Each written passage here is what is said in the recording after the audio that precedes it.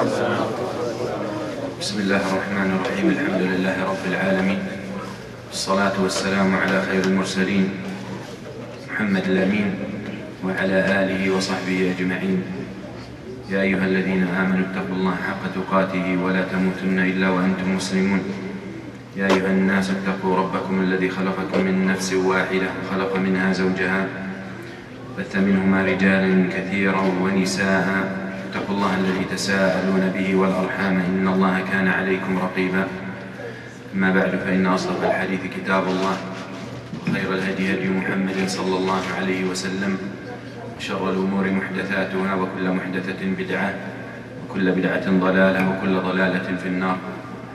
أوصيكم ونفسي المقصرة بتقوى الله، وأن نقدم لأنفسنا أعمالا تبيض وجوهنا يوم نلقى الله، يوم لا ينفع مال ولا بنون إلا من أتى الله بقلب سليم. And here we are toward the end of the history, the forgotten history of the Muslims in Al-Andalus. And the way that we saw going ups and downs as we were a few weeks back, around the year 90, when the Muslims came into that land and they brought the message of La ilaha illallah, Muhammad Rasulullah, the message of Tawheed, and the message of Allah to be worshipped alone on earth, and brought the message to the people who were living in a barbaric way, people who were feeding on each other's blood, to bring them to their purpose in life and to the reason they were created. And the years pass, and about 800 years later, and we are at that stage almost. And just recap, we talked about Dawlat al-Murabitin and the collapse of Dawlat al-Murabitin in 541. And then we spoke about Dawlat al-Muwahhidin and Muhammad bin Tomar and how they started, and how Abu Yaqub, Abu Yusuf Yaqub al-Mansuri, how he ruled in the Sharia and in the name of Allah Azza wa Jal, and how Allah Azza wa Jal opened the doors for him. And we talked about Ma'rakat al-Arak in 591, and how the Muslims were victorious, a victory from Allah subhanahu wa ta'ala. And then in 595 Hijri, Muhammad had Abu Yaqub or Abu Yusuf Yaqub al-Mansuri returns to Allah Azza wa Jal, and his son al-Nasir li-Dinillah, Abdullah, Muhammad ibn Abdullah, takes over, and he followed the footsteps of his father, rahimahullah. We said he had al-Bitan al-Sayyah that was exemplified by Abu Sa'id ibn Jami', the bad advisors and the bad counselors. And then in 600, and Dawlat al-Muwahhidin started going downhill. And then in 614 we talked about the initiation of Dawlat Zanata or Qabilat Zanata, and then the division as the Dawlat al-Muwahhidin started weakening, how independence or tribes started seeking independence, and each region started being independent, to the point where Bani Hud, Bani Zayyan, Bani al-Afdas, and all these things in different regions in Al-Andalus, and moved even to Africa, and Tunisia by itself, and Libya by itself, and Morocco by itself, and Algeria, and go south. And in 633, 23rd of Shawwal, we talked about the collapse or the conquer of Cordoba, the capital of Al-Andalus, and how Banu al-Ahmar took over in Granada, Banu al-Ahmar Yamaniyin. 636 was the collapse of Valencia in the hands of the Crusades and the Christians. And at that moment, 636, there was only Granada and Ishbiliya, Seville and Granada, Grenada were only under the rule or in the hands of the Muslims, and that was 25% of the total land. In 667 was the collapse of Dawlat al-Muwahhidin. Dawlat al-Muwahhidin collapsed after all these divisions and weakening. We talked about the reasons that took place. And then Banu al-Ahmar, Ibn al-Ahmar hada in Granada, how he cut a deal with, or had a treaty, a disgraceful one with Fernando, or Ferdinand III of Qishtala or Castilla. We talked about the conditions they agreed on. In 646, Seville falls in the hands of the Christians, so what's left is Granada. Granada was left belonging to the Muslims after Ishbiliya collapsed and 400,000 Muslims were forced to leave. They were forced to leave their land and move, as we spoke about. And in 646, Ishbiliya disappears completely from the land of Islam. At this point, the only place that belongs to the Muslims is Granada, right here, including Almeria and Malaq. So you have these three regions belong to the Muslims. Ferdinand III, when he cut the deal with Muhammad bin al-Ahmar, he did not occupy Granada, and that was for many reasons. And we said one of the reasons was Granada was very crowded of Muslims, and it would be really difficult to invade. And the reason it was very crowded is because all other Muslims who were exiled or who were forced to leave home moved down south to Granada. From all the regions north and east and west of Granada, they were all run to Grenada or Granada. Also the fortresses and the walls of Granada were very strong. And Granada, as you see, falls in the south, and between it and the North Africa is Al-Mutawassit, the Mediterranean. So there was continuous supply and support from Africa. But even at that time, with this treaty, there were continuous breakage by the Christians. They kept invading and they kept attacking the suburbs around Grenada and breaking all the promises. And then Banu al-Ahmar or Ibn al-Ahmar had no option. He's weak. He will have no option but to sign again and again and again. That's what we see today. So these treaties between Ferdinand, Malik Qishtala, the king of Castilla, and Banu al-Ahmar extend from 643 until 671 Hijri. 643 until 671, about 30 years. In 671, Malik Qishtala now, Alfonso X, he started thinking of adding Grenada to his kingdom. Finishing the Muslims in Al-Andalus, because that's what's left. So he started thinking how to add Grenada to his kingdom. So he started preparing the armies. And all that in violation of the treaty. All that in violation of the treaty. But لا يرقبون في مؤمن إلا ولا ذمة. الكفار ما يحترموا عهودهم أصلا. What's the reason that they're going to respect their treaty? There is no God to fear for them, no principles. فعندهم الغايات تبرر الوسيلة. The ends justify the means. As we said, the Machiavellian. That's how they live. This is قانون. Today we live in a world where البقاء للأقوى. بطل فيه human language and understanding and mercy. The powerful survives, the strong survives. هذا قانون الغاب. We live very much in a jungle. The stronger survives. So throughout, ما عندهم لا مبادئ, no principles, no deen, no religion to hold them or chain them down. At that time, Ibn al-Ahmar, when he realized that Alfonso or the Christians are planning to attack, he had to look right and left. He looked to Bani Marine. Bani Marine, it's another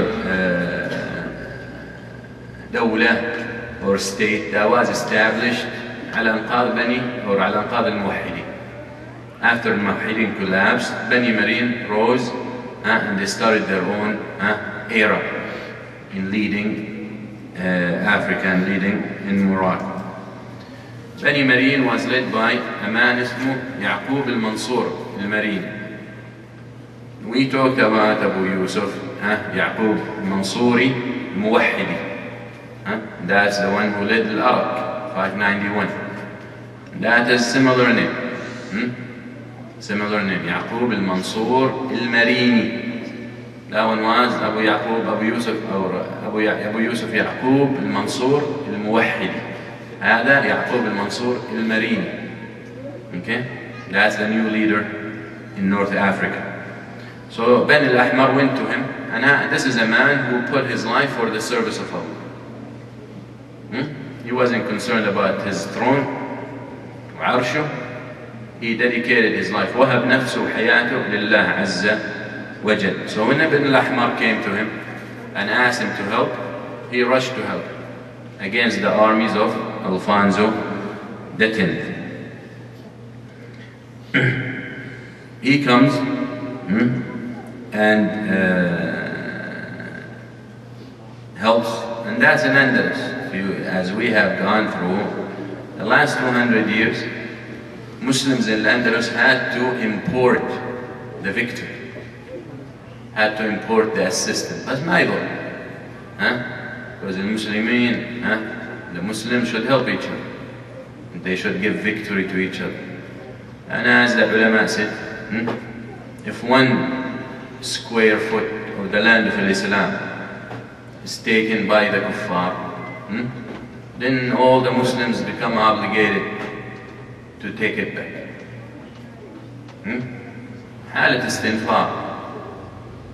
When a piece of land of the Muslims taken away by the kuffar, then the neighboring Muslims try to help. If they can't, all the Muslims are obligated to bring back that piece of land. So he went, after they asked al-Murabitin, they asked al-Muwahhidin, and now they asked al-Mariniyin. Now the Christians' armies of Alfonso reach Granada, and they're surrounding Granada. But Granada is strong. Al-Marini comes. And the help is all we have. This is open, open coast. So they cannot really occupy from here. That's why the assistance was easy reaching there. Okay, was easily reaching there. So he comes. Even while Bani al-Ahmar or Ibn al-Ahmar had, as we said last time, while the Christians are surrounding Granada, he built a palace and 300 gardens. Look what he's busy with. Look what he's busy with.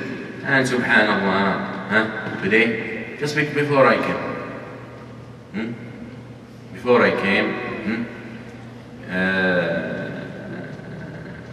the government of Dubai introduced Lamborghini into their police department. A $500,000 car is a car, police car. But subhanallah, history repeats itself in different formats. يعني you have war few miles away from you, and you have fitna كقطع الليل المظلم adjacent to you in Iraq, and you have Syria few miles away. Now the fire could hurt you, the smoke could come your way, and that's what you're busy with, adding Lamborghini to your fleet. $500,000. Allah understand. Allah understand. And then the others are competing with the biggest airport in the world. عجيب أمرهم. يعني how they think. So he goes, Yaqub al-Mansur al-Marini, rahimahullah, and we talked about him last time, and the way the mu'arrikhin or the historians describe him. يعني I repeat, كان صواما قواما دائم الذكر كثير الفكر، لا يزال في أكثر نهاره ذاكرا في أكثر ليله قائما يصلي مكرما للصلحاء، كثير الرأفة والحنين على المساكين، متواضعا في ذات الله تعالى لأهل الدين، توقفا في سفك الدماء، كريما جوادا مظفرا منصورا، راية ميمون النقيبة لم تهزم له راية قط، ولم يكسر له جيش ولم يغزو عدوا إلا قهره، ولا لقي جيشا إلا دمره هزمه، ولا قصد بلدا إلا فتحه. كان رحمه الله خطيبا مفوها يؤثر في نفوس جنوده، شجاعا مقداما يبدأ الحرب بنفسه. يعني his description as they describe him, very much all of it adds up to one thing. He had the taqwa of Allah Azza wa Jalla. This is what we need. We need people connected with Allah Azza wa Jalla. That's the only way the conditions of this ummah will change. And that's the way history proves that people change, or the conditions of people, when they reconnect with Allah Azza wa Jalla. Allah understand. So Al-Mariniyun do come to Al-Andalus to help their brothers in Ghirnat. Okay? In year 6, and of course the result is the Christian armies run away. They were multiple and much more in numbers, but they run away. Because يعلم نتيجة. In 671 Hijri, Muhammad ibn al-Ahmar al-Awwal هذا, وبني al-Ahmar used to call them, all of them named Muhammad. All of them, Muhammad, Muhammad, Muhammad. All the children Muhammad, and of course the second name or the middle name is the difference. You see that today in some cultures, a lot in the Indo-Paki cultures. Hada dies, the one who cut the treaty with Ferdinand, the disgraceful one. He dies around 80 years old. He's 80 years old. He put behind him or after him his son. His son, what's his name? Muhammad. Muhammad ibn Muhammad. Now Muhammad is the #1 name in England. في بريطانيا. اسم أكثر اسم سمي السنة الماضية اسم محمد لأولاد الجد. في بريطانيا. In England. لا هم المسلمين اللي بيسموا. Muhammad is #1 name in England. ماشي. And it's holding a position more than Heidi or something. Okay. So Muhammad ibn Yusuf ibn al-Ahmar, وهذا كان ملقب بالفقيه. He was known as al-Faqih. Why al-Faqih? For his knowledge, for his deep look or sight in fiqh. He used to be called al-Faqih. وما كان فقيها في السياسة. كان فقيه في الفقه. أما في السياسة, as we will see. So Nasara, the Christians, attack again Grenada, and that's in 673. Muhammad ibn al-Ahmar هذا الفقيه sent to Yaqub al-Mansur al-Marini to help him, and of course he comes and he helps him. So Mansur this time he comes by himself with 5,000 soldiers. 5,000 from Morocco and Maghreb, North Africa, and then another 5,000 from Grenada joined. So 10,000 soldiers. 10,000 soldiers. In Nasara were 90,000. 10,000 Muslims against 90,000 Nasrani. And this is I talked about, the Nino de Lara, that was the general of the Christian armies. And they meet in a battle called the Battle of Isiha, and in Arabic known as Dununiya, معركة الدونانية وموقعة الدونانية, because of the general of the Christians, the Nino de Lara. 674. This happens in year 674, about 1275, the year 1275. The leader of the Muslims in Mansur, Yaqub al-Murini. And we talked about what he said in his khutbah last time, so you can refer to that. The reason I'm repeating this, because we went so fast last time, so I just want to connect you with what's going to happen at the end.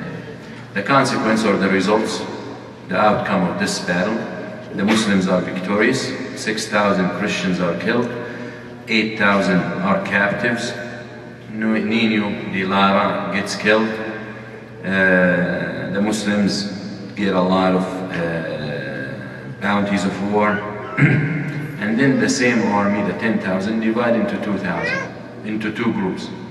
One army led by Al-Faqih, and one army led by Al-Mansur. One army goes to Jihad, and they take it back. And the other army goes to Ishbil. Okay? Ishbilia, they go back. As you know, we said Ishbilia fell. Ishbilia was taken by the Christians, 646.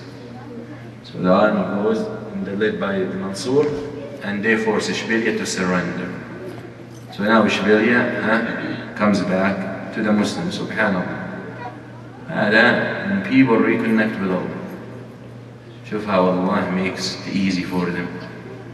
وهذا وما رميت إذ رميت ولكن الله رمى. It's not about numbers and preparations. All that is part of it, but it's not the major part. It's not even a minor. It's a part.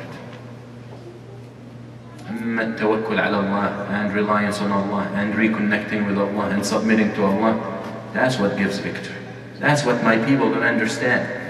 يا ليت قومي يعلمون. That's what the Muslims don't understand. يا ليت قومي يعلمون. ما يسمعوا أصلا.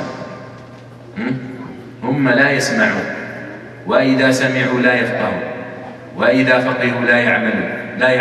وإذا علموا لا يعملون. وإذا عملوا لا يخلصون. They don't want to listen. Muslims don't want to listen. And if they listen, do not understand. And if they understand, do not reflect. And if they reflect, they do not act. And if they act, they have no sincerity. هي مكتوب. The solution is right there in front of your eyes. I understand. So they take back Ishbiliya and they add it back to the Muslims. In 677 Hijri, 3 years after that battle, just 3 years, Ishbiliya breaks its deal. عهده, breaks العهد مع Ibn al-Ahmar. So Yaqub al-Mansuri goes back to them. And they surrender it. Easy.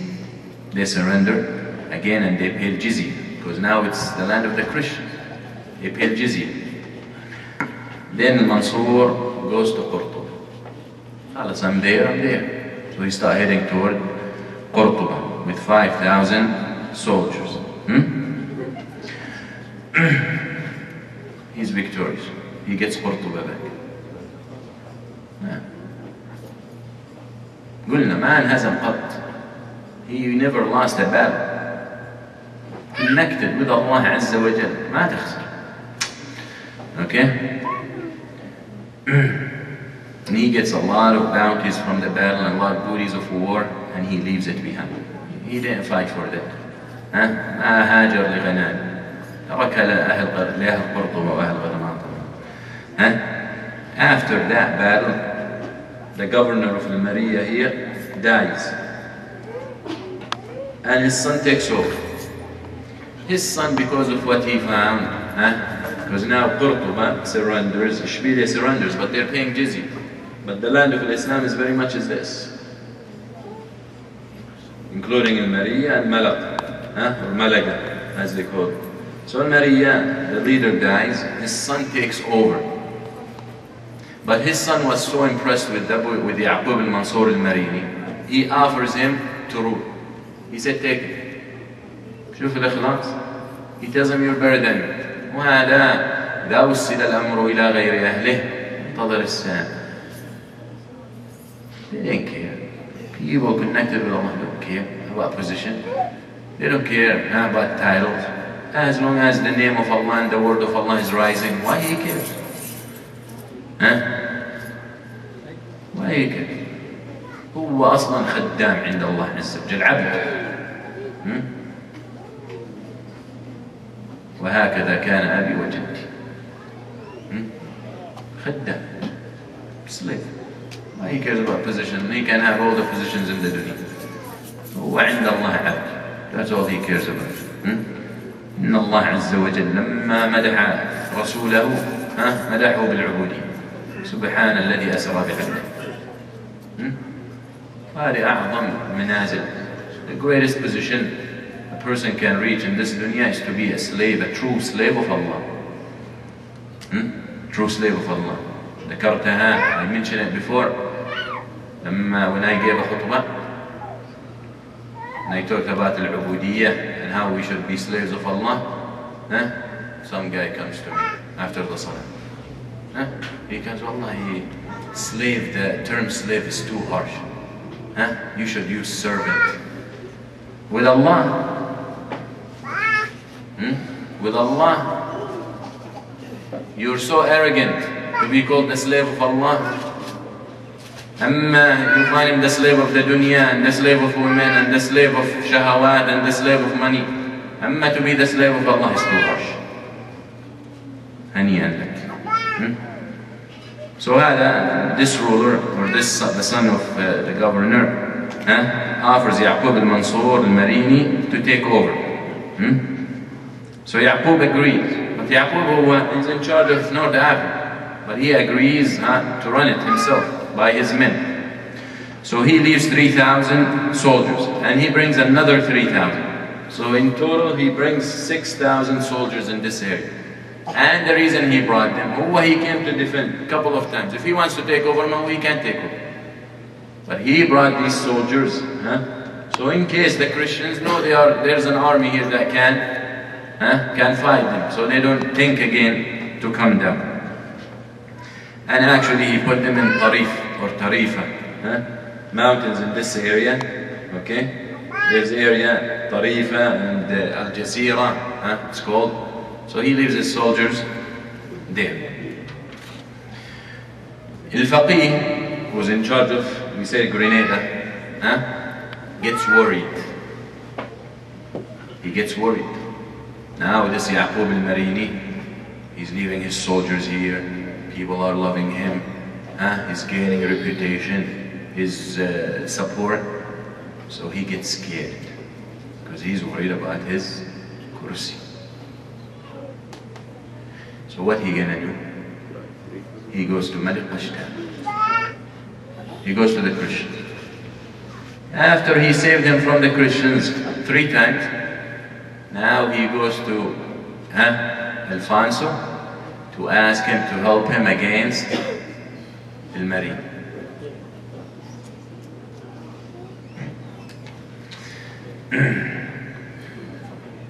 Allah Musta'an. So he comes back. So Malik Qashtan comes, surrounds Tarifa, where his soldiers. So he surrounds Tarifa from one side, and Al-Faqih with his army surround Tarifa from the other side. And there was a big battle between them. Yaqub al-Mansuri comes quickly from North Africa to help his soldiers. And in 677, there was a big battle, and he was victorious. I told you, he doesn't lose.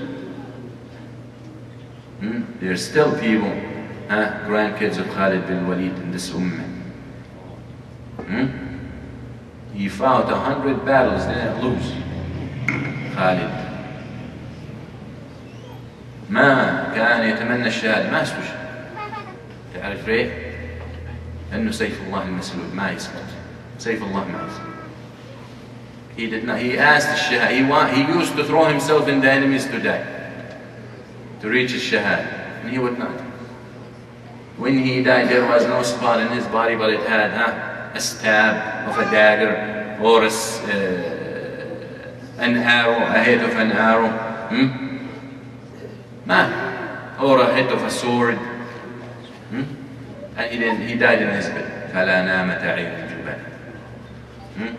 Let not the eyes of the coward sleep. The Prophet ﷺ, when he described Khalid, he said, Sayfullah al-Maslul. The raised sword of Allah. Maslul al-A'da. He's always ready. Ask Khalid on the day of Al-Yarmouk. He tells you, he breaks 9 swords broke in his hand on the skulls of the kuffar. So the point is, he was not, as the ulama say, he was not killed.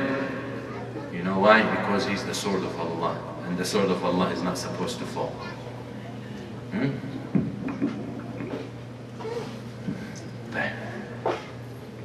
So, Al-Marini, Al-Mansur, Allah Azza wa Jal gives him victory, a big victory, and this Al-Faqih comes crying and weeping, and he forgives him, and he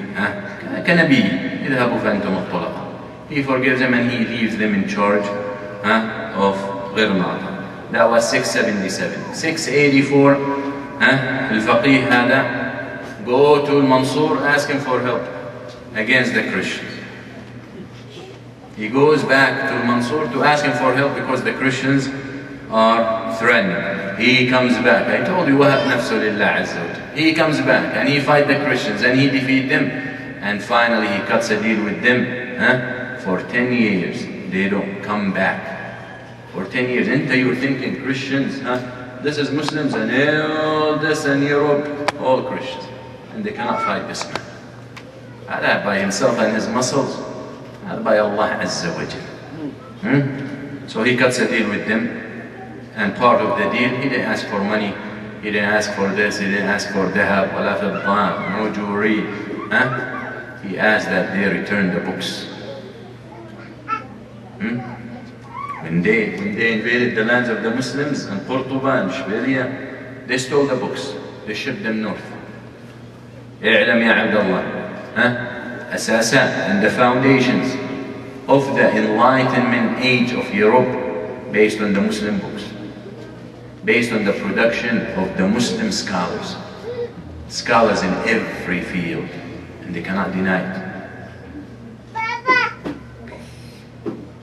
My ummah don't read. First word Allah revealed to Muhammad ﷺ from the Quran, read.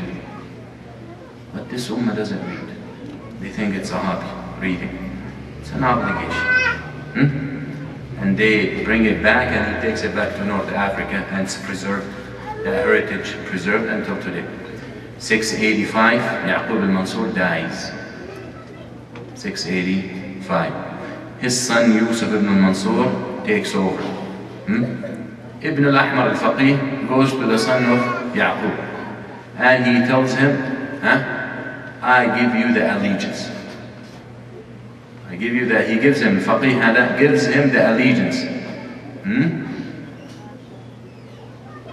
That he will be his servant, and he has the right to do whatever he wants in Grenada.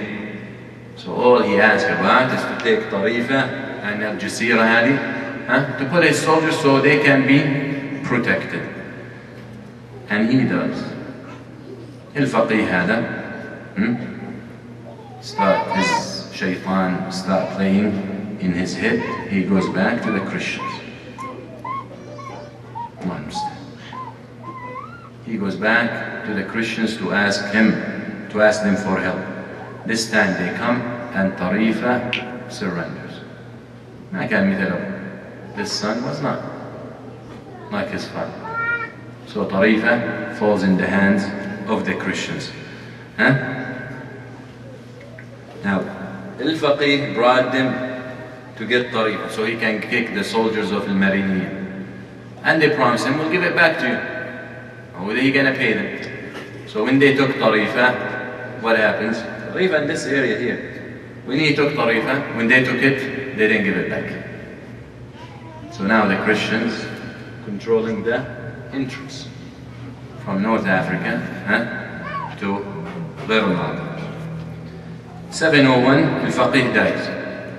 701, he dies. His son takes over. His name Muhammad al-Thalith. كان ملقب الأعمش. أعمش يعني almost blind. And he was weak, and his prime minister يعني Abu Abdullah ibn al-Hakim took over, and he was in full charge. He was in full charge, and he had allegiance to the Christians, to Nasara in the north. First thing he does, he takes an army and they occupy Sebt. He takes an army, they occupy Sebt. His allegiance to the Christians, so now completely North Africa severed of Al-Andalus. So now Gharnata on its own to die. He even corresponds with a man in Bani Maryam to start a revolution inside Bani Maryam, so they can overthrow Yusuf bin Mansur. 709 Hijri, okay? Because of this instability in the area, Jabal Tariq falls in the hands of the Christians. That adds to the predicament. So now Al-Maghrib is completely separated from Al-Andalus. From 709 until 897, 200 years almost, it stays like that. For 200 years, just stay like that. Gharnata, Muslim, everything in the hands of the Christians, even this area here. And this North Africa separated from Al-Andalus. Okay? And of course, during those 200 years, Bani al-Ahmar in charge of Gharnata, treaties after treaties with the Christians, and the Christians keep breaking them, and they keep doing treaties for 200 years. But it didn't collapse. Gharnata didn't collapse, didn't surrender. The reason, Qishtada and Navar had clashes between them. Okay?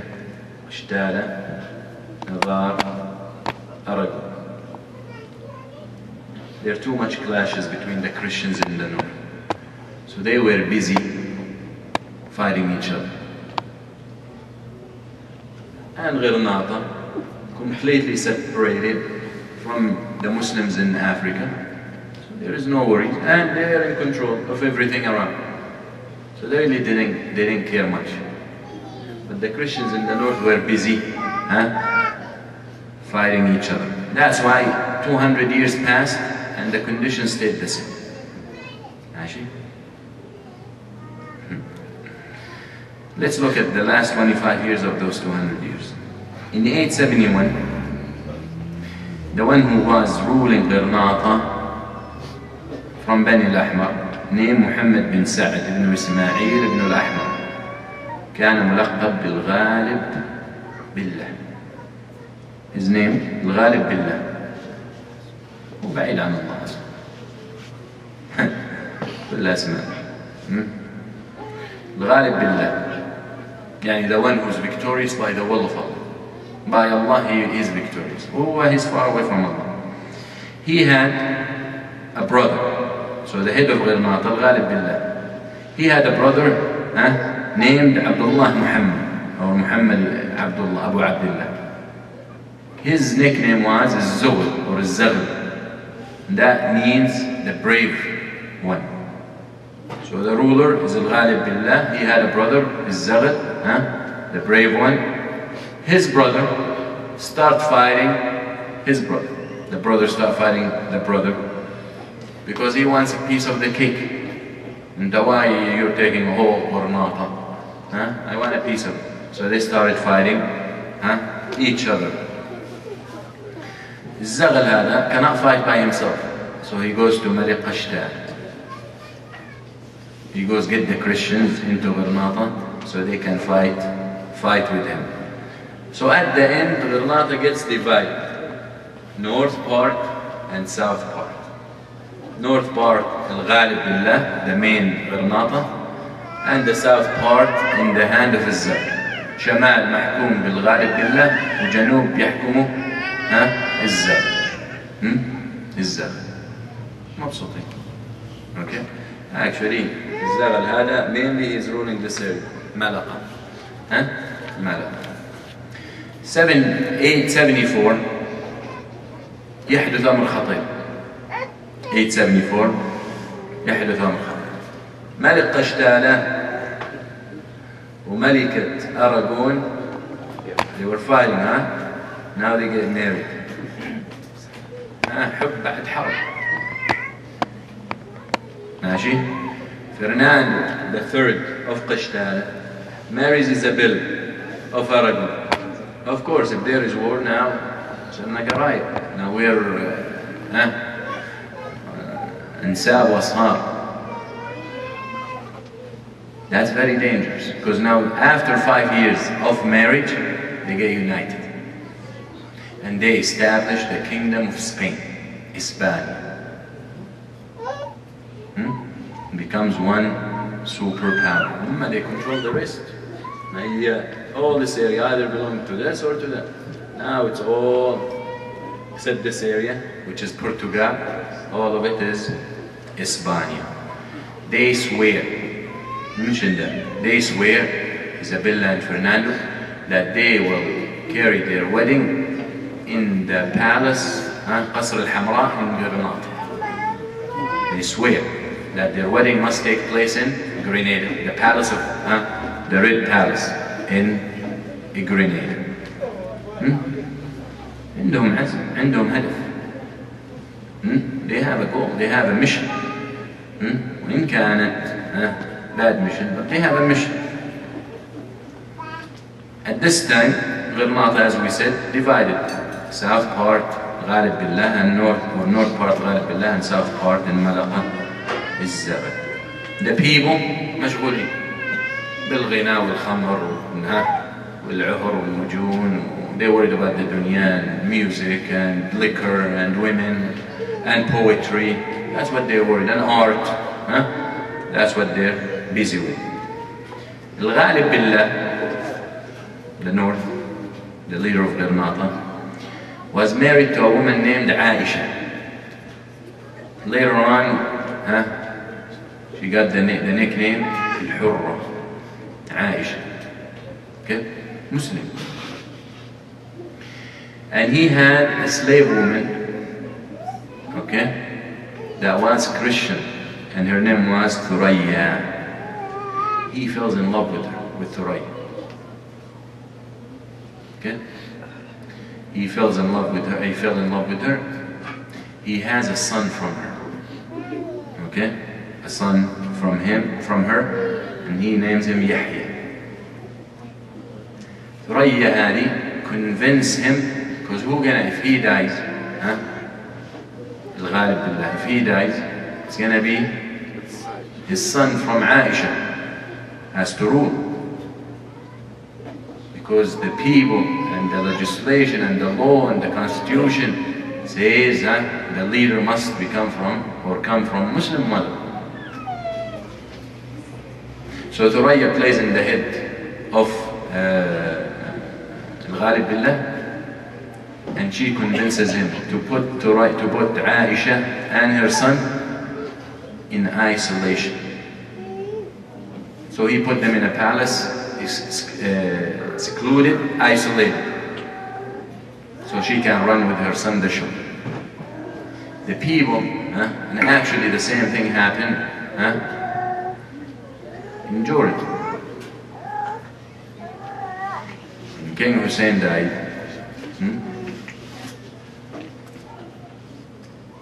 the next one who was supposed to be the king is his son Ali, because his mother is Muslim, Palestinian. They took him off, and actually maybe his brother even before that, Hassan. They took them off and they put Abdullah. whose mother is منى British منى right نور لا لا لا مش نور شو اسمه ام عبد الله شو لا لا لا منى she's British. but not نور نور نور زوجته نور. لا لا مرت حسين نور أمريكية نور she's American yeah anyway so same history keep repeating itself so هذه ثريا let's ask Sheikh Google whose mother alright so he puts Aisha and her son in seclusion. The people, there is no way the people will accept it. So they go and they free them out of that isolation. Aisha and her son. Her son, okay, Muhammad Abu Abdullah, his laqab will be Saghir. Saghir. To differentiate between him and his uncle who's in Malaq. Okay, his uncle is Zabal, Muhammad Abu Abdullah.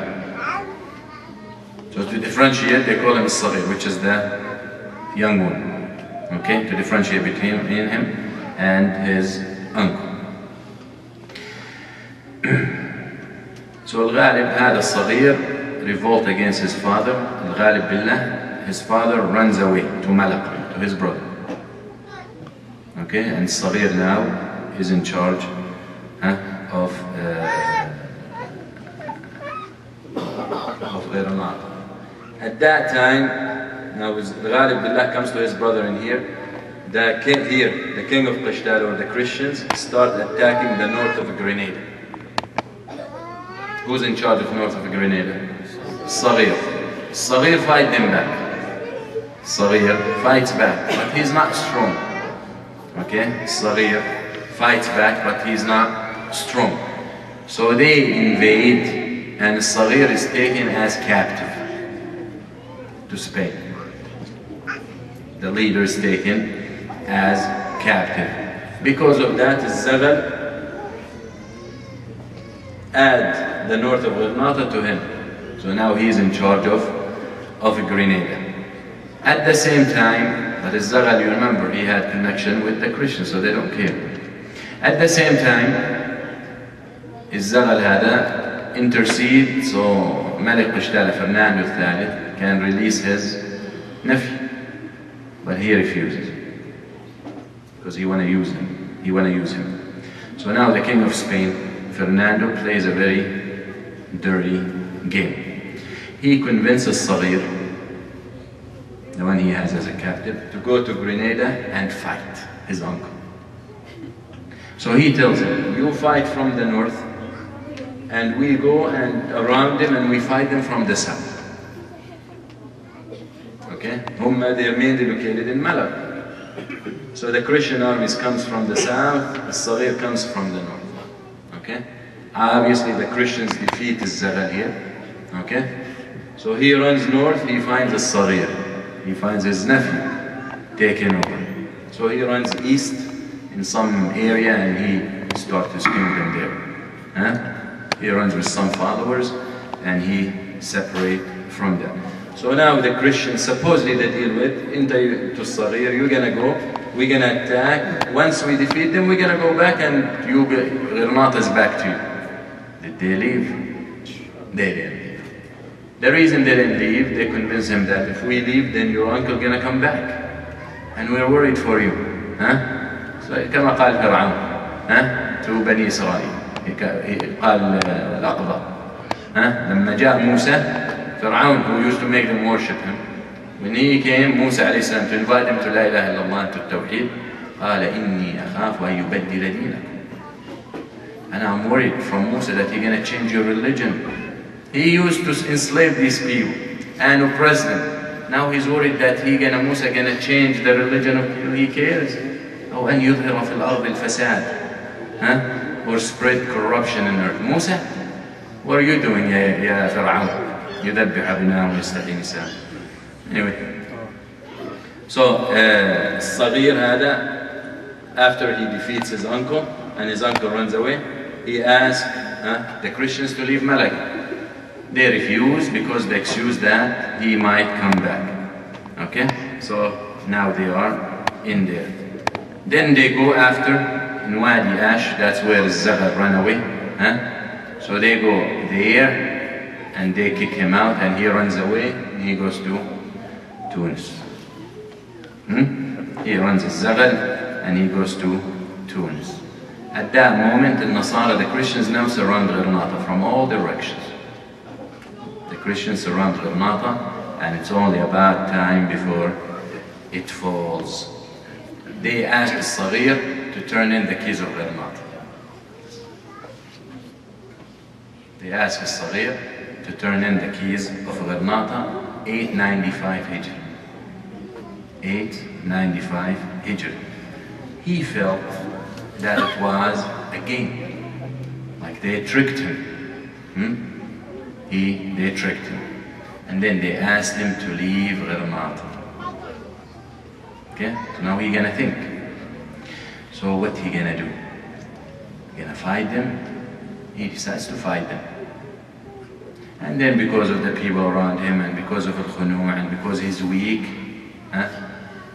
he realized it's not worth it. But at the same time, Islamic revolution rises in Gharnata, inviting people to jihad against the Christians. People started reminding them of jihad. All that happens because they made the people forget about that. People busy with music and singers and they're not going to think of jihad. So a revolution starts to bring people back to the deen of Allah. And that they should not surrender to these kuffar. To the disbelievers who are gonna, most probably, if they come in, they're gonna kill all of them. Okay? So people start getting excited, returning to Allah Azza wa Jal, and they fight the Christians for 7 months. They fight the Christians, the king of Spain, for 7 months. Al-Asghar, watch. And all he cares about is to keep his position. He's watching. He's watching. After those 7 months, shuf subhanallah, the king of Spain could not conquer after 7 months. So he goes and he plays a new game. He corresponds with Al-Saghir. He goes, Rasid Al-Saghir. And they promise him, Fernando and Isabel, Fernando III and Isabel, they promise him 70 promises. They give him 70 things. Promises. If he leaves Gharnata. 70 things. Okay? Some of what they promised, and we will see if they fulfill. They promised to leave the masajid alone. They promised they will not invade. Khalas, it's under our control, we're in charge, we'll put our governor, you leave, but we will not bring the people, the army. They promised to release all the captives of the Muslims they have. They promised security for the wealth and the honors of people in Grenada. They promised Al-Saghir to give him a high position in the kingdom of Spain. Well, that's all he wants. Okay. One of the leaders of the Muslim revolutionists who were fighting, named Musa ibn Abi Ghassan, understood the trick. وَعَلَى الْمُؤْمِنِ يَرَى بِنُورِ اللَّهِ. He understood this is all a plot. He understood the consequence after. كما يقول يتمسكن يتمكن. They're going to give all the promises you want until they get you down, and then they do whatever they want. So Saghir thought, he realized this is a good solution. Well, a good solution for what? He realized this is a good solution. I protect the people and I protect my position and all that. So he agrees with two conditions. He agrees with two conditions. طيب الصغير هذا شكله سياسي محنك. Looks like very smart politician. He gonna put two conditions. As of these people, he did not learn that these people don't respect any conditions. But maybe he can hold him down this time with these conditions. Okay, what's your first condition? Fernando the third, the king, and the queen, Isabella, must swear to respect the conditions. So they swear.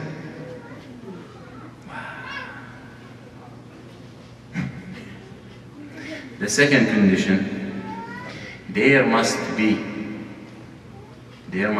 a committee that will execute the transition and must be led by the Pope. Yes, yes, Allah. The Pope who promised people, the Christians, forgiveness if they fight the Muslims in Spain. You want him the head of the committee?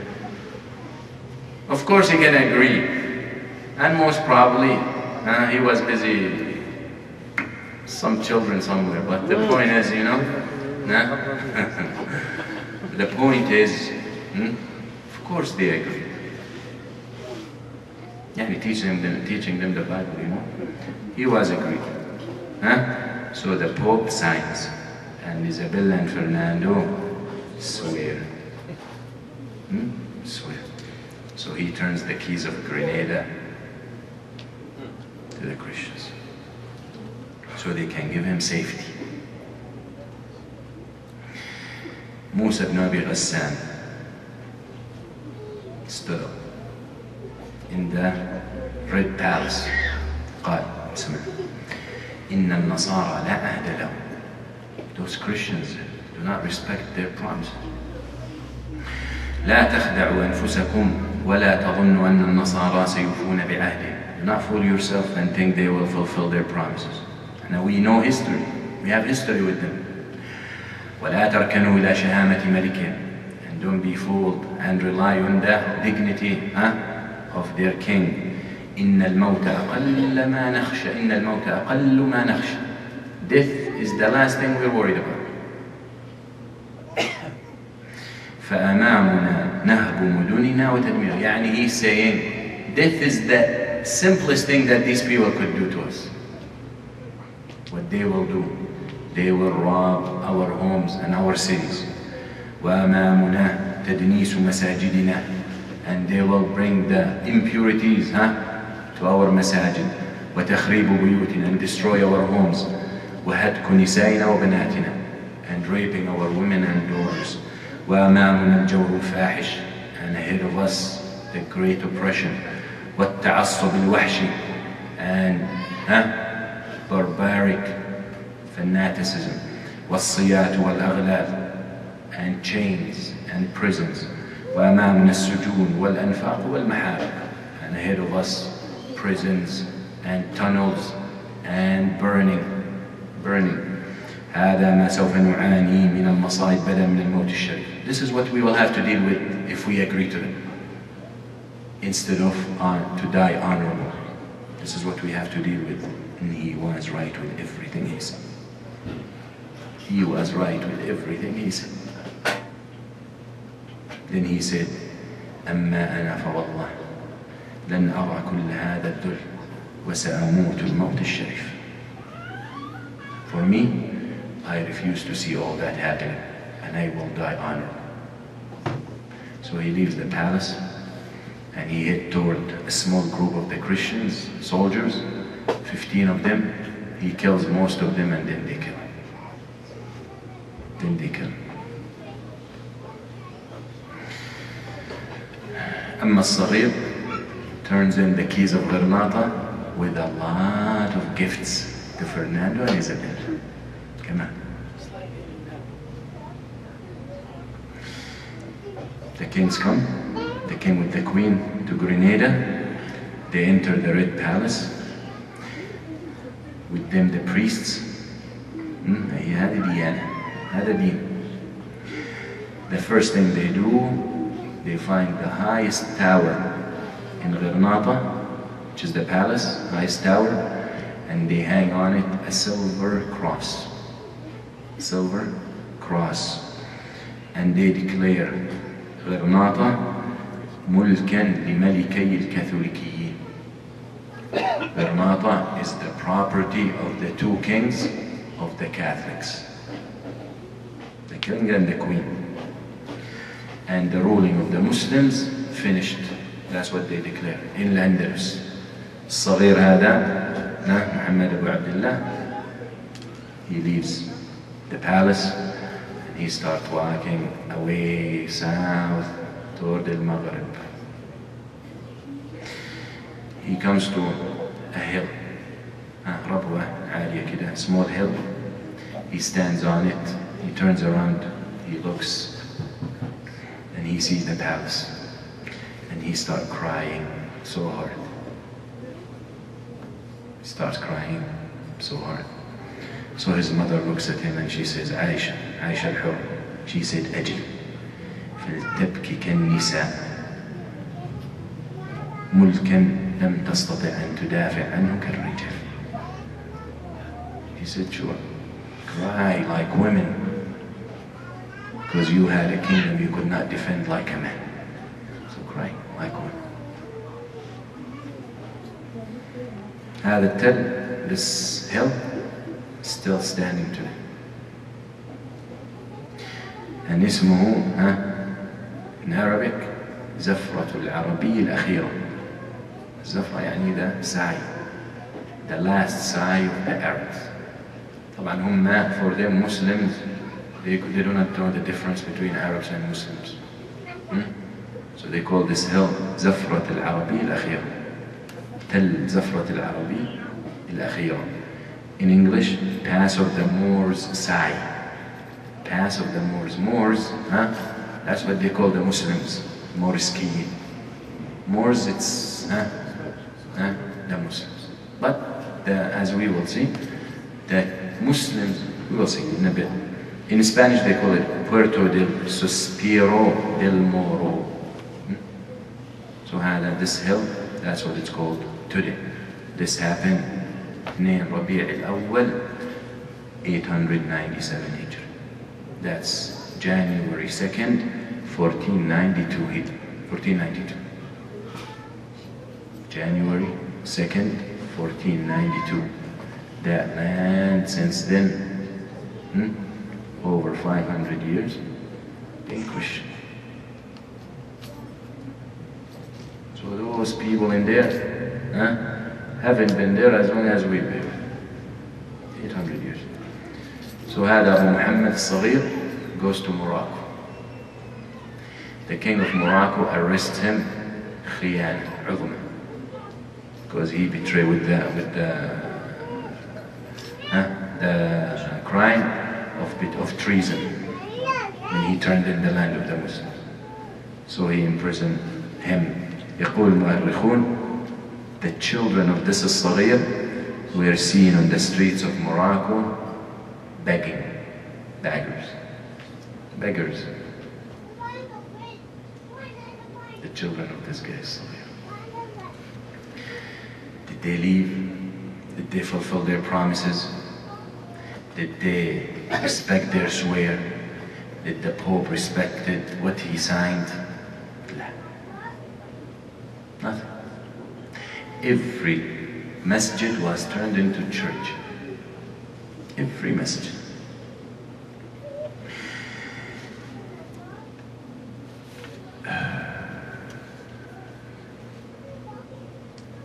In 906 Hijri, that's 9 years after Grenada fell.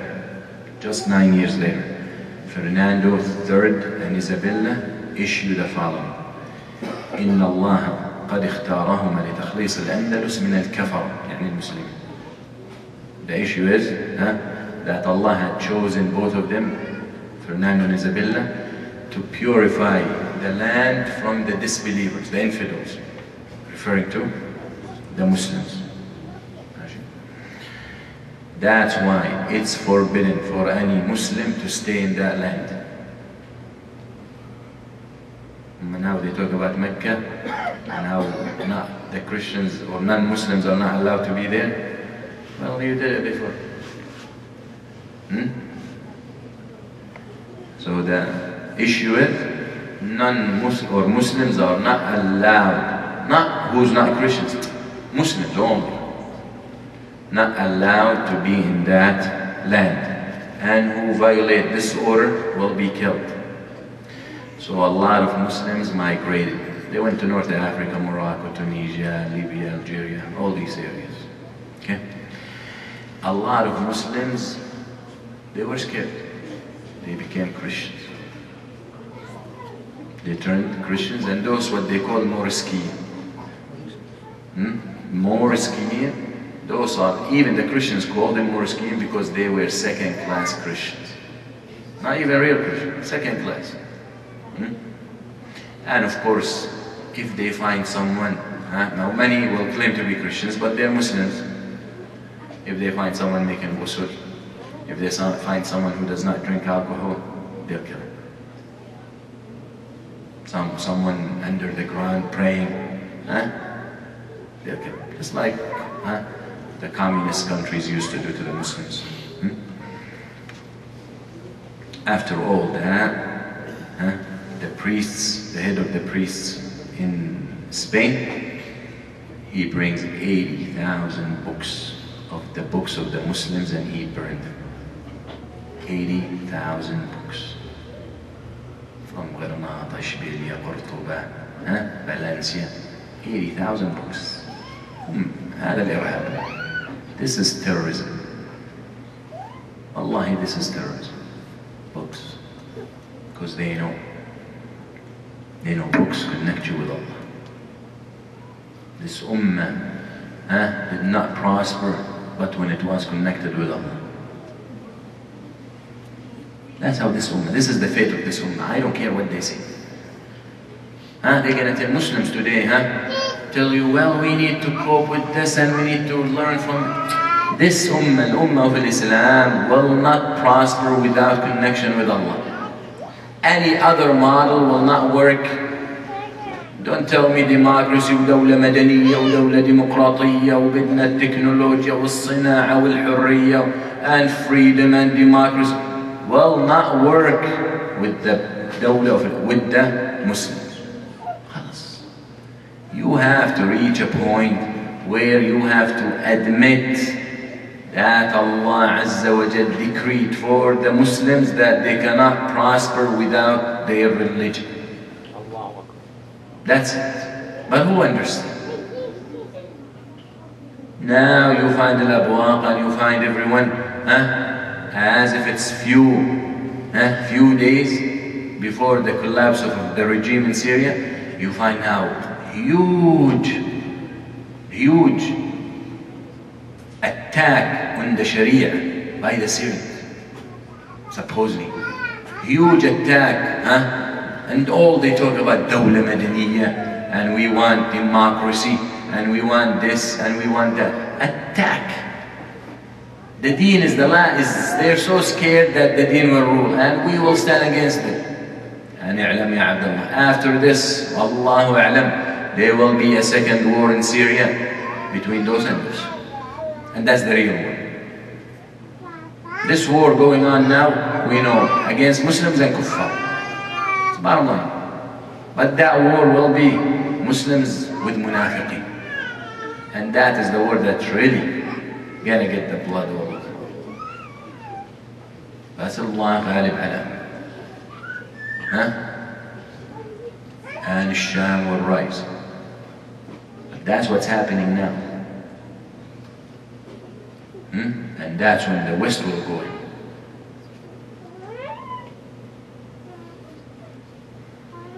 So did they stop? After they exiled the people, after they kicked them out of home, after they killed those who did not change, after those became Christians, did they stop? No. So they start محاكم التفتيش. And this is عار في جبين أوروبا. And this is عار في جبين الكنيسة. And في جبين الباباوات. This is disgrace in the forehead and in the faces of the church who supported them and allowed it to happen. It's a disgrace in the books and the history of Europe. The Spanish Inquisition. The Spanish Inquisition. حاكم تفتش. Search. Wherever there is Muslim, we're gonna torture him. Where there is Muslim, kill him. There. Some of what they did. They find a mushaf. They find with you Quran. They find you, as I said, ghusl. They find you praying. They torture you. Some of what they did. إملاء بطونهم بالماء حتى الاختناق. They used to force the water in their throats, in their bodies, until they suffocate and they die. Water boarding. No, they modified it. Push water down their throat until they cannot breathe anymore and they die.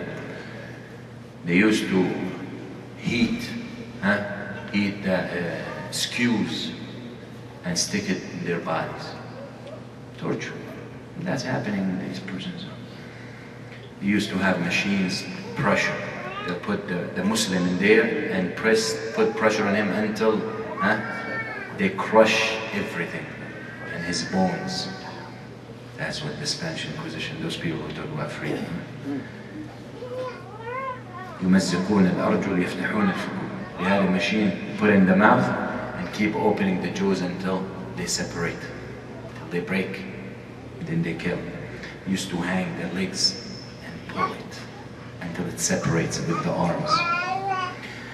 Used to have boxes, these like coffins, and they used to put the person in it and then close it. The top part full of nails. So once they close it, it penetrates the body. This you see in movies. This happened in Rio to the Muslims in Spain.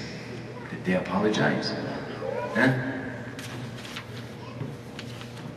They used to have big, like bathtubs.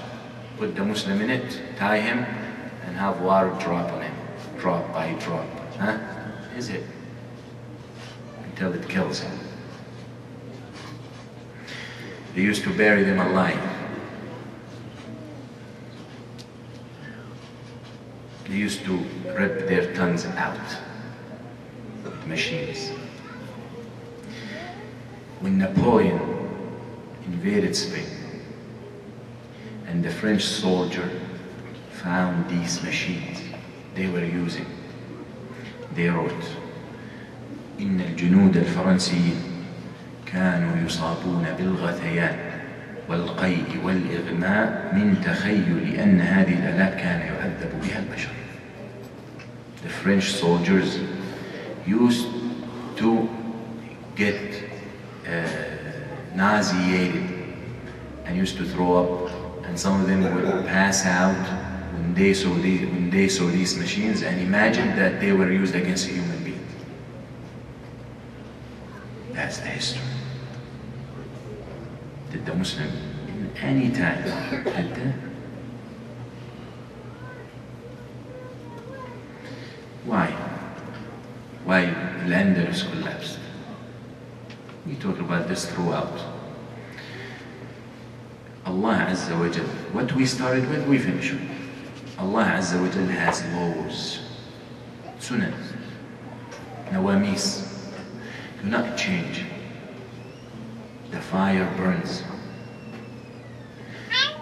the sky rains, the fruits grow. Laws.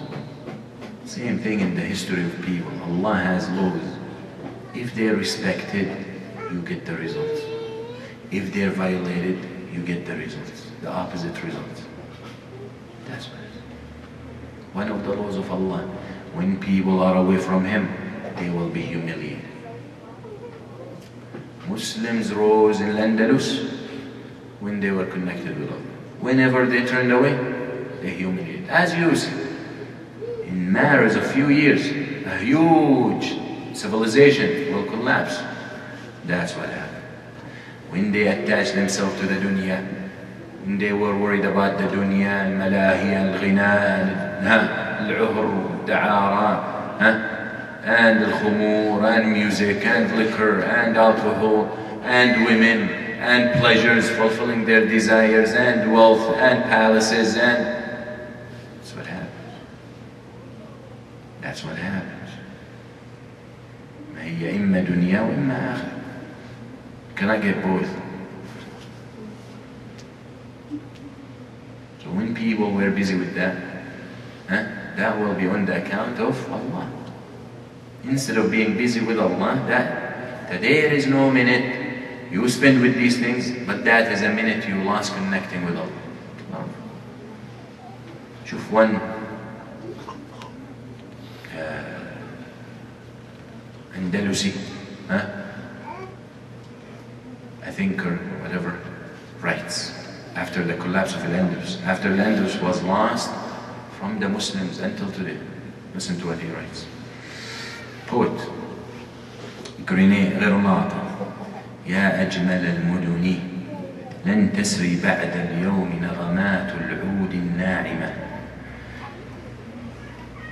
في شوارعك المقمرة ولن تسمع ألحان العشاق تحت قصورك العالية وستسقط دقات الصنوج المرحة التي كانت تتناغم فوق تلالك الخصبة وستقف الرقصات الجميلة تحت عرائشك الوريفة وحسرة لن يستمع عربي بعد اليوم إلى البلابل تصلح في مروجك الفسيحة ولن يستروح أريج الريحان وازهار البرتقال في ربوعك المؤنسة لأن نور الحمراء يطفئ إلا. شوف what he's crying out. He's crying out that there will be no more music in the streets of Al-Andalus. There will be no more chanting and no more dancing, and no more listening to the birds singing in the sky of Al-Andalus. That's what it was. What happened to the books? What happened to jihad? What happened to La ilaha illallah? What happened to Masajid? What happened to Salah? What happened to all these? That's what you're crying out. You're crying out there is no more singing and no more music and no more Al-Andalus. That's the level that people reached at that time. Another reason for the defeat, when people stay away or turn away to jihad fi sabilillah, that's what happens.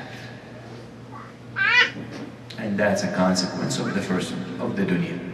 When they're attached to the dunya, why are they gonna fight? Fight means death. And I love the dunya so much. يقول النبي صلى الله عليه وسلم يوشك أن تداعى عليكم الأمم كما تداعى الأكلة لقصعتها قال ومن قلة نحن يومئذ يا رسول الله قال بل كثير ولكن غثاء كغثاء السيل ويوشك الله أن ينزع المهابة من قلوب عدوكم لكم ويقذف في قلوبكم الوهن قالوا وما الوهن يا رسول الله قال حب الدنيا وكراهية حب الدنيا وكراهية الموت. He صلى الله عليه وسلم said about time to come when all the nations get together against you. Just the way a group of people gather around their plate to eat. They said, Ya Rasulullah, because we're few in numbers. He said, you will be too many. Actually, a Catholic newspaper wrote that the Muslims passed the Catholics in the world. The Muslims passed for the first time the Catholics in the world. Muslims are 20% of the inhabitants of earth. 20%, Catholics 17%. So number one religion in the world is Islam, in numbers. And studying the history of Al-Andalus, numbers mean nothing. Numbers mean nothing. And Islam tonight, one more person. So the numbers, it's not what matters. What he will bring to Islam. That's what matters. What we will bring to Islam. What I will bring. What he will bring. What she will bring. That's what matters. We saw Islam rose with one man.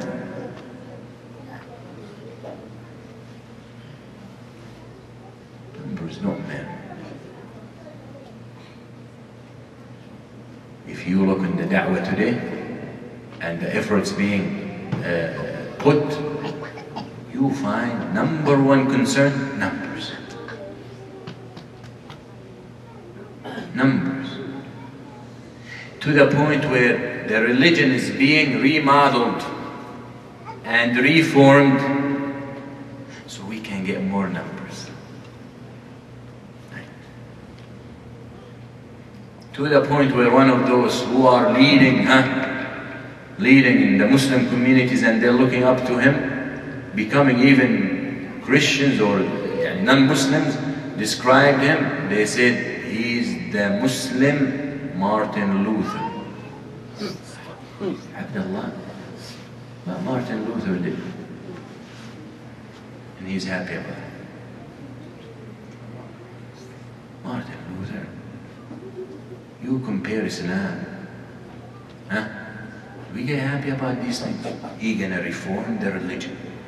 هذا دين الله does not get reformed. This deen will not be reformed. This deen is preserved. We need to cope with what the changes around us. No one denies that. And the Prophet ﷺ said, أَنْتُمْ أَعْلَمُ بِأُمُورِ دُنْيَاكُمْ. You know the conditions and the situations of your dunya. But the deen of Allah does not change. Al-wala' wal-bara' does not change. Al-aqidah does not change. Your loyalty to the believers and disloyalty to the kuffar should not change. But that's what they want to change. Tawheed does not change. Allah comes first, does not change. Reliance on Allah does not change. That's what they want to change. They don't want to change international relations.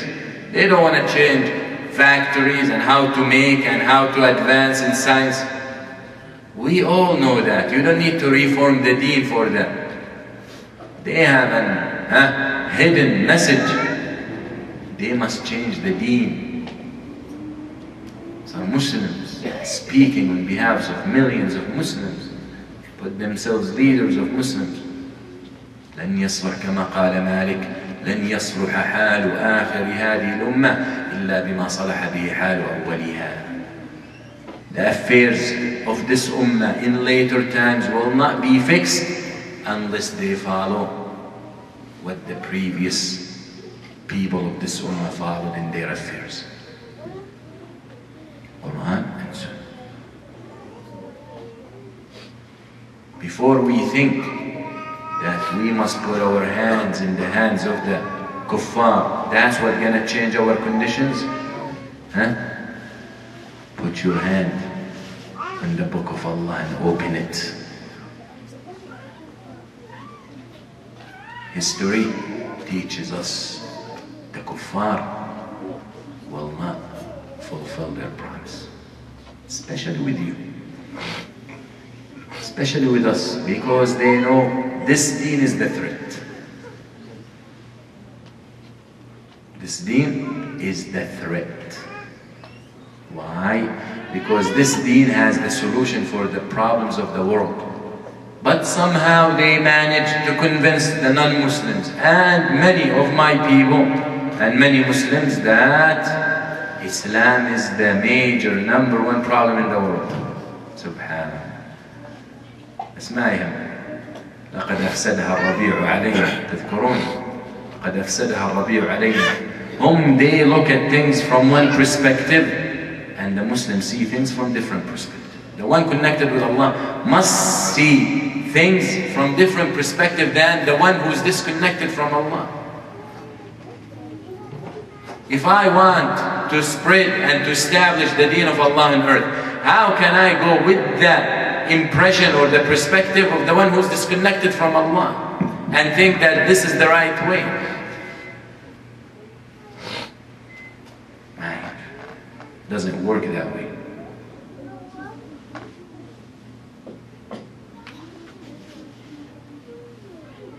So we must understand that. That's why we went for weeks over this. Some Muslims who are so superficial in this community and so naive, al-hamqa, criticize us for teaching this. This is aqeedah. History teaches you aqeedah. in practice. He said, La ilaha illallah. This teaches what it means. How I can live La ilaha illallah. La ilaha illallah means that I rely on Allah. La ilaha illallah means that my trust is only in Allah. La ilaha illallah means my success is only through Allah. La ilaha illallah means my prosperity is when I connect with Allah.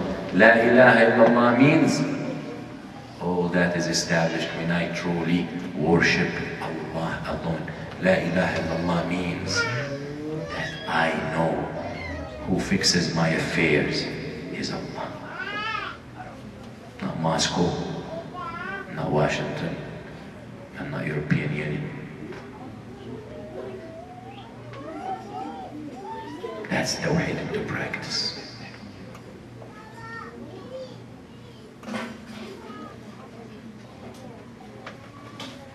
So he said, Sassan, they're about to get together against you. They said, because we're few in number. He said, too many. You are too many. ولكن غثاء كغثاء السيل. You're like the foam on the surface of water, has no value. And Allah is about to take the fear out of the hearts of your enemies toward you and throw in your heart al-wahn, أو الوهن. They said, Ya Rasulullah, what's al-wahn? He said, the love of the dunya, the love of the pleasures, and the love of the women, and the love of wealth, and the love of gold and silvers, and the hate to die. When the person hates to die, will run away from jihad. And the honor of this ummah is only in jihad.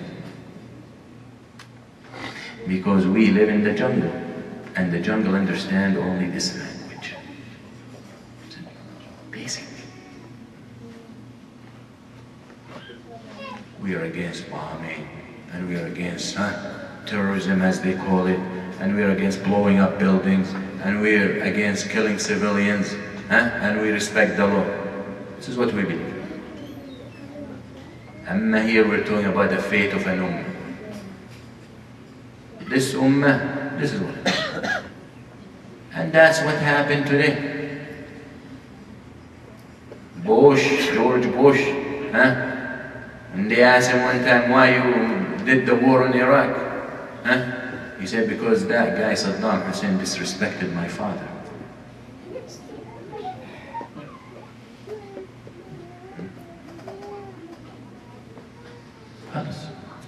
Power speaks. Power speaks. So why it's halal for them, haram for us? It's permissible for them, haram for us? Allah. We decide and we determine our fate. Allah. That's what's going to change this world. That's what's going to change the world.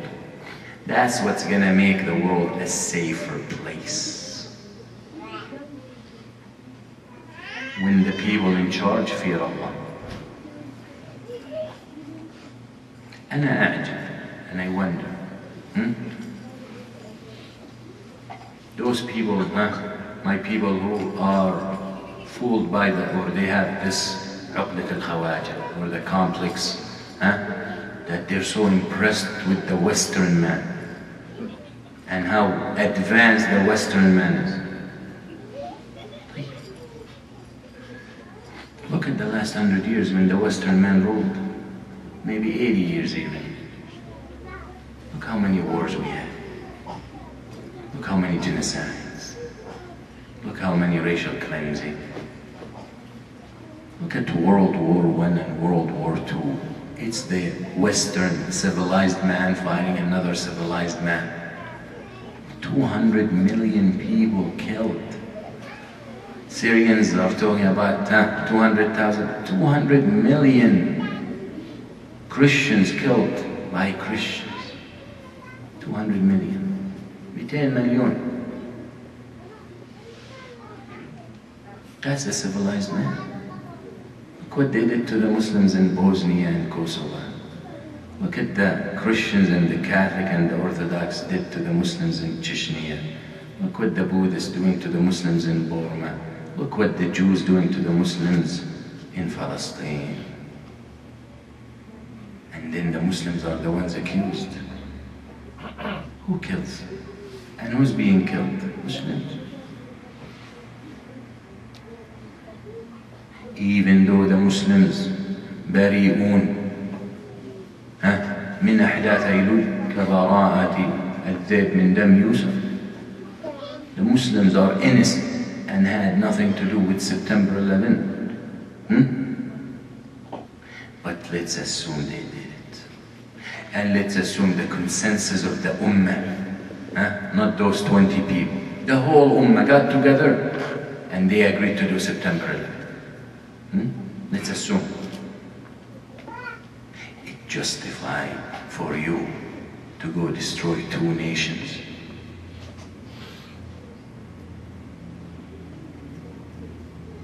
Today the Pentagon came out and they said North Korea might have the ability to put in nuclear weapons on missiles.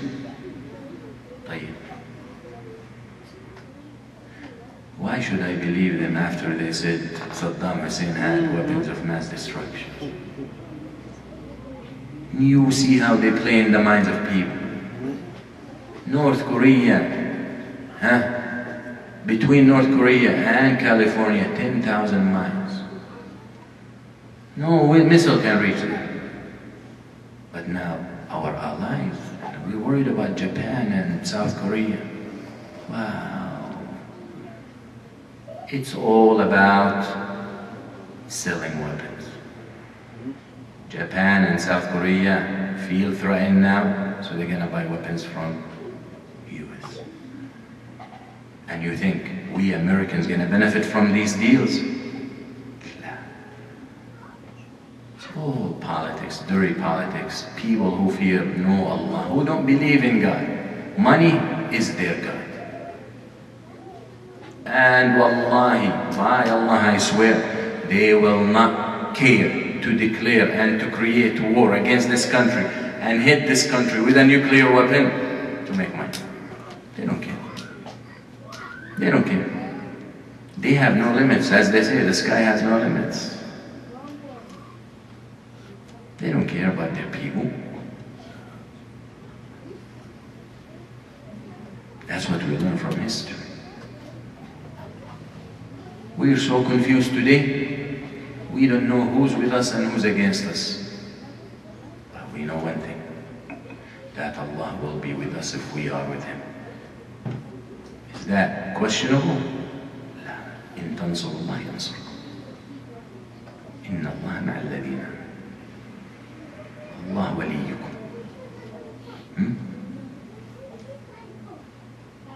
إنما وليكم الله. This is true.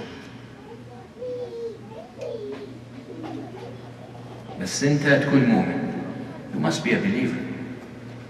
You don't say, oh Allah, I know Allah with me.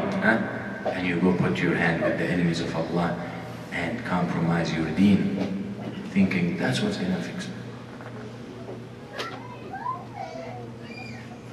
We must look like them to be accepted. Who told you that? But the Muslims looking like them for years now, and they're not accepted. Even the people on the da'wah level, now you find them, people, ما كان يلبس إلا الثوب القصير with the beard. And now the suit and the tie and the beard is almost done, gone. What's in your head? Is that how you're going to be accepted? Sure, there are places in America, some cities, that seeing a woman with hijab or a man with thobe and beard becomes so normal that the person will not look back, will not take a second look. It became so normal. Why? Because Muslims all are dressed like that, or many of them. You want to be accepted, do that. Seriously. You want to become, it's not a strange thing to see a Muslim in Publix dress like a Muslim, look like a Muslim, then they're gonna get used to see it, then it becomes part of their system, then they will accept you. And after all that, I say, why you're so concerned that they accept you? Why you're so concerned they accept you? Shouldn't you be worried that Allah accepting you or not? You can have all the people accepting you and Allah is angry with you. What does it matter? من أرضى الله بسخط الله رضي الله عنه وأرضى عنه الناس. سنة. ومن أسخط الله برضا الناس سخط الله عليه وأسخط عليه الناس. Who pleases Allah? In the process of pleasing Allah, he must displease people. Allah will be pleased with him, and that's what counts. And he will make the people pleased with him. Which people? The ones who count. Because you displease the kuffar or the people who are against you to please Allah, they're still against you. But Allah will make the ones pleased with you the ones who count. When you see the kuffar and the enemies of Allah happy with you, question your agenda. Question. That's a bottom question.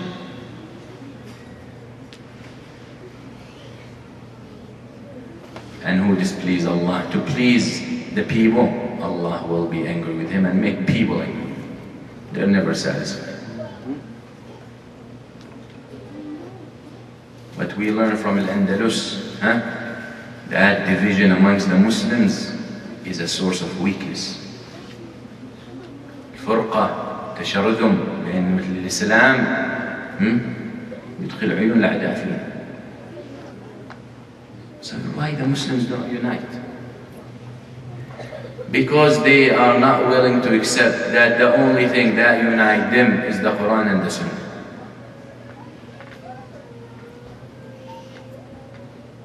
هذا شيوعي وهذا علماني وهذا منافق وهذا كافر ويدعي كله يدعي الإسلام كل يدعي وصلا بليلى ليلى لا تقر كل واحد يجي واحد يقول لك أنا القرآن enough we don't need السنة هذه مش محتاجين القرآن enough يقول لك مسلم والثاني بيقول لك القرآن الشريعة is old style ما بتنفع اليوم يقول لك أنا مسلم and the other go and kills Muslims right and left and he tells you I'm Muslim and not kills them because of ijtihad he kills them to please his masters. And then they say, why we're not united? وحدة الكلمة أو كلمة التوحيد قبل توحيد الكلمة. When you want to bring people all together, how you bring them all together? You must have a common ground. What's the common ground that we have, all Muslims? لا إله إلا الله. قرآن وسنة حبيبي. وأنا ما أتكلم اختلافات في الفروع. الأمة was united even though they differed في الفروع. الأمة كانت موحدة. وين اختلفوا في الفروع؟ عندنا مشاكل في الأصول. The Ummah, the Muslims have problems with the foundations. That's why they cannot get together. كيف أنت تجيب واحد يعبد القبر واحد يعبد الله? Put them together. How are you going to put together someone who says Ya Hussein and someone who says Ya Rabb al-Hussein? How? How are you going to put together someone who asks help from the dead and someone who asks help from the one who never dies? They don't work together. These are aqaid, these are foundations. Al-Uthmaniyya. What they were, what madhab they ruled by? Hanafi. But the Muslims were united. Madhab don't divide us. I said before, Shafi'i is the student of Malik. Ahmed bin Hanbal, the student of Shafi'i. Shafi'i took the ilm from the ulama of al-Hanafiyyah, and he had many strong relationship with the Shaybani, Abu Yusuf. Madhahib unite us, because we know these are not the reasons we're divided. The reasons we're divided because we're different on the aqidah, in the foundation. We must change. Allah Azza wa Jalla قال وقوله الحق إن الله لا يغير ما بقوم حتى يغيروا ما بأنفسهم. عبد Allah, we want a generation that's gonna establish the حكم of Allah. ويرث الأرض ويستحق التمكين. We want generation like that. We want our children to be like that? Sure. How is that going to happen when the father sells liquor and the mother all day long on backbiting and singing and music and movies? How is that going to happen? Muslim parents don't pray, and then they tell you, and I want Islam to rule. Okay. How are you going to produce a generation that's going to be connected with Allah when the one who's building this generation disconnected with Allah? فاقد الشيء لا يعطي. How? أنت مسؤول. أنت, if you're a father or a mother, you are responsible. Our rulers gave it away. We are now in charge. You fix your house, and you fix your house, and you fix your house, and she fixes her house, and I fix my house. انتهينا. The ummah is nothing but houses and homes. So after this Al-Andalus, I call over every father. If you're feeding your children haram, repent to Allah and drop it. فمن غذي بالحرام فالنار أولى به. Who's fed and nourished with haram, more worthy of the hellfire. Not victory, not establishment, not tamkeen. I say, if you're a mother who's addicted to music, quit. It's haram. And don't tell me so and so said it's permissible. Muhammad sallallahu alayhi wa sallam قال إنها حرام. بل إن رب محمد قال إنها حرام. The Lord of Muhammad said it's haram.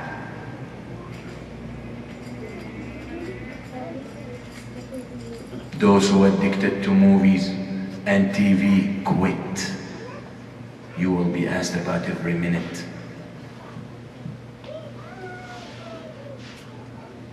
Parents, mother, father, you don't wake up for Fajr. What example are you giving for your children? Father and mother, you don't preserve your prayers. What example you're giving? Mothers, what your concerns are in life. What you're teaching your daughters. What you teach them to be worried about. Nice car, nice clothes, makeup, showing off. Well, you're hopeless for me. I don't need you. I don't need you. Parents, don't say my children are still little.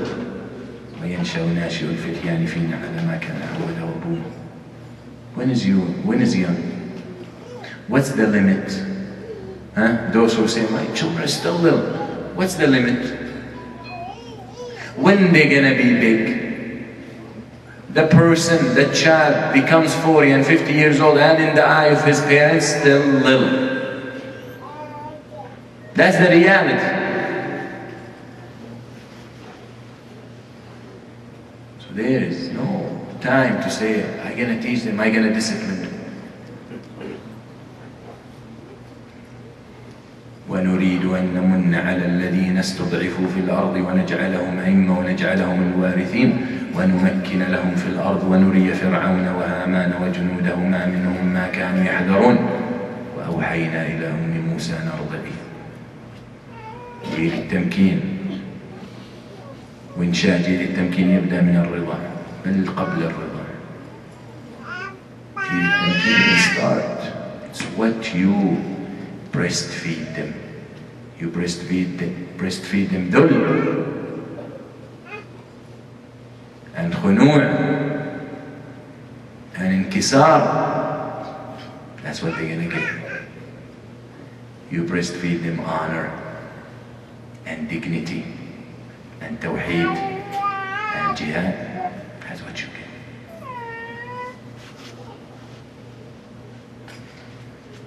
Another reason the Muslims lost Al-Andalus because they allied with the kuffar.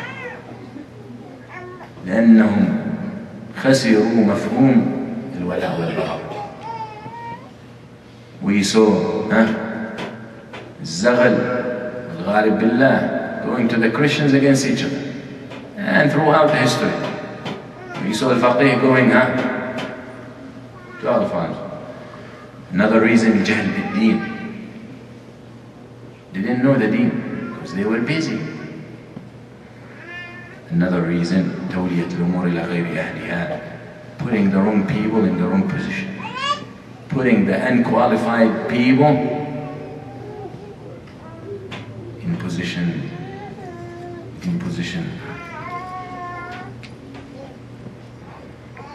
حب السلطة ترك الشورى. The love of power. That's what we do. Abandoning the shura. That's what we do. Every time you drift away from the sunnah, you suffer. Is the ummah gonna rise again? After Al-Andalus, it will rise again. Actually, 40 years, 40 سنة قبل سقوط الأندلس فتحت القسطنطينية. 40 years before Al-Andalus collapsed, Constantinople was conquered. And actually the spread of Islam from the east was way bigger than Al-Andalus. Al-Andalus could not go beyond France. They went a little bit in Italy, as we talked about that, but that's it. Al-Andalus, all East Europe became Muslim. Islam still exists today because of them. In Al-Andalus, disappeared. So Allah Azza wa Jal, we gave away Al-Andalus, we got a greater conqueror in the East on the hands of Al-Uthmaniyin. And they were connected with Allah. And if we get a chance to study the history of Al-Uthmaniyin, we will see the same story repeat that existed in Al-Andalus. And when we studied Umayyad, and we studied Abbasiyin, and we study all these, same history, same story, just different characters. نفس القصة بس الممثلين مختلف. نفس القصة, same story. The actors are different, the names are different, the places are different. That's all. Why? Because the sunnah of Allah and the laws of Allah keep repeating, and we don't learn. They come, they tell you why you talk history and stories. ثلث القرآن stories. ثلث, 1/3 of the Quran stories. For what? To learn. To learn.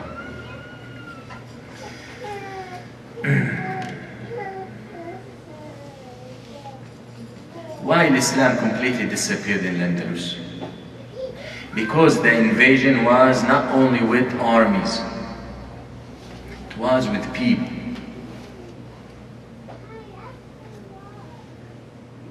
Because the way those Christians did, they will. And why they did that? Because of what the Muslims left behind. Because they built civilizations, they built houses and homes and streets and factories. It was attractive. So these, the Christians, were invading with armies and then bringing the civilians to take over the land after they kicked the people. That's why Islam disappeared there. With the invasion, all the armies, you find people last and people live there forever. And they hold and they keep their identity. But النصارى كان احتلال جيوش واحتلال مدنيين كذا. The army comes, conquer, bring people to replace the original people. That's why Islam disappeared. Palestine, the peace,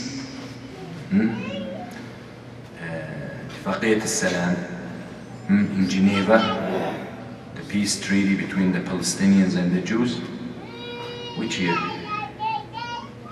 1992.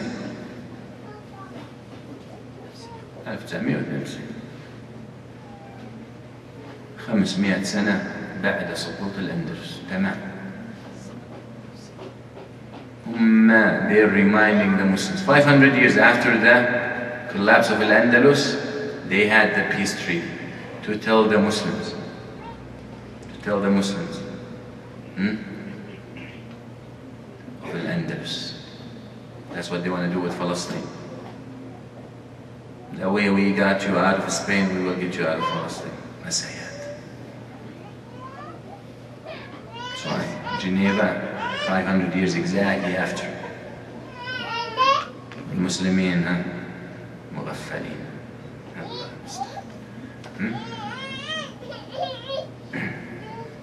So they're telling you, you sit, negotiate, وجلسوا على الطاولة ولم نفعل فيكم زي ما فعلنا في الأندلس. That's the message. You sit and negotiate, or we will do the same thing to you what we did in الأندلس. والله يا أخي لو هدم الأقصى ما حصل. If these Jews destroy Al-Aqsa, 2 days, 3 days later, and the Muslims work. يومين 3 ينسوا المسلمين. والله. المسلمين في غفلة. Muslimin are asleep. And every time the West sees that little bubbling, they manage to create any fitna to put it down.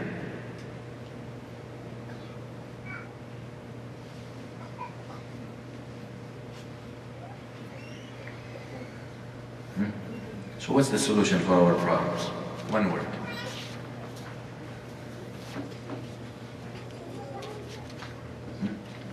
One word.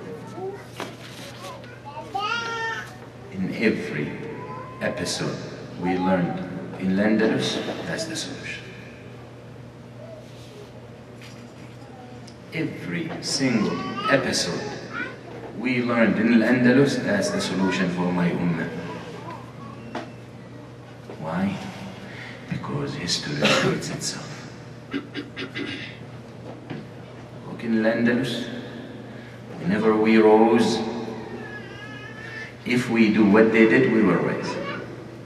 Whenever we were down, if we did what they did, we will be down. Simple. Simple. It's mathematical equation. 1 + 1 = 2.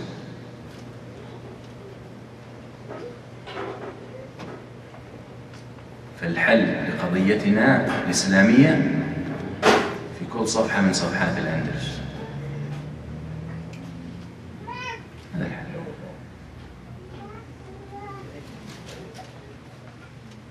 نعود إلى الله. فلنعود إلى الله. Let's return to Allah. أفراد وأشتات، عائلات، آباء، أمهات، أبناء، أجداد، أحفاد، عمات، خالات، أعمام، أخوال. Let's return to Allah. I beg you. I beg you and I beg myself to return to Allah. Wallahi, we're tired of it.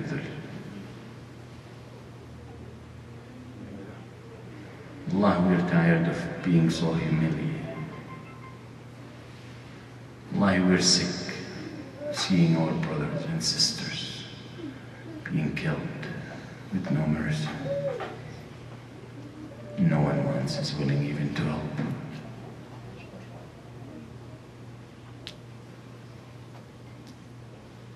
Wallahi, we dream of a moment of dignity.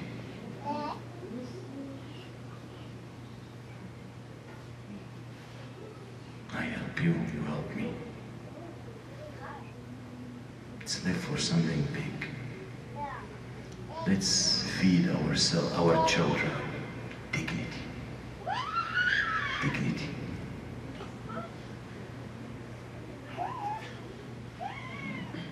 Muslims are slaughtered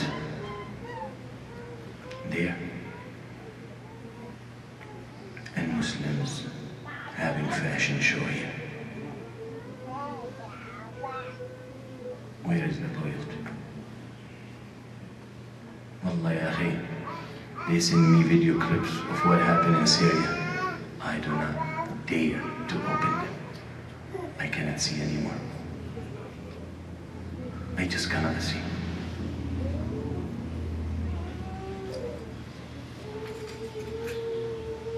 Let's take promise. Let's promise Allah Azza wa Jal. فلنعاهد الله Azza wa Jal.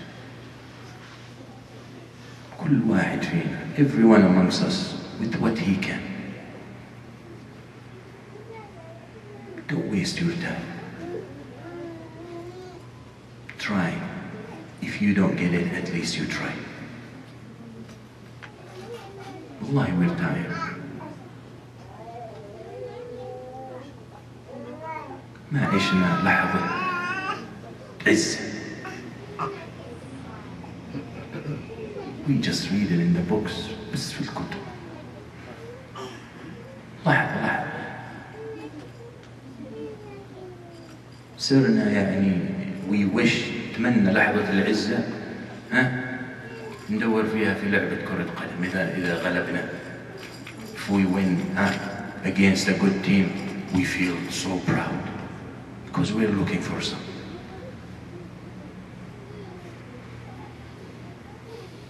The solution in our hands. Don't look and say, well, the ummah is gone. The reviving of this ummah could start from one of us here. Why not? هو صلاح الدين مش كان ون؟ هو نور الدين مش كان ون؟ هو before him anyone wasn't one? Just needs hearts. Needs people who are really convinced and they have conviction that they can reach, they can do it.